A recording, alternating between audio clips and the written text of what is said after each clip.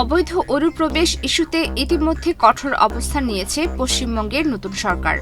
অনুপ্রবেশকারীদের সন্দেহে আটক ব্যক্তিদের প্রথমে হোল্ডিং সেন্টারে রাখা হচ্ছে, এরপর বিএসএফ এর হাতে ঘুরে তাদের পাঠিয়ে দেওয়া হচ্ছে বাংলাদেশে। ইতিমধ্যে এমন ৪,৮০০ নাগরিককে পাঠিয়ে দেওয়া হয়েছে। বর্তমানে হোল্ডিং সেন্টারে অবস্থান করছেন ৮৩৬ জন।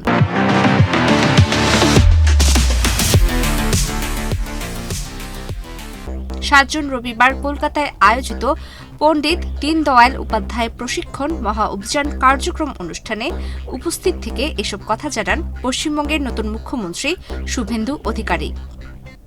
একবারে সরাসরি হোল্ডিং স্টেশন বানানো হয়েছে বর্ডারের জেলাগুলিতে।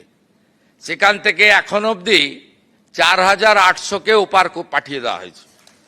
আর এখন আমার হাতে আছে হোল্ডিং স্টেশনে ৮৩৬ জন। তাদেরকেও আমরা তাড়াতাড়ি খাইয়ে পরিয়ে ওদিকে পাঠানোর ব্যবস্থা করছি।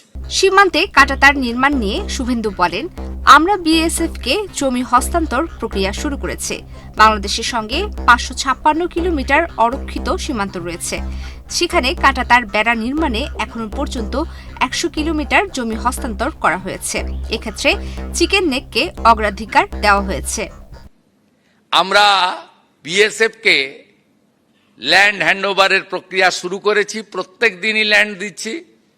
এখনো পর্যন্ত আমাদের যে ৫৫৬ কিলোমিটার জায়গা জমি দিতে হবে, আমরা ১০০ কিলোমিটার মতো জমি হ্যান্ডওভার করে দিয়েছি। তার মধ্যে অগ্রাধিকার ছিল চিকেন নেক এলাকা আমাদের নর্থ বেঙ্গলে।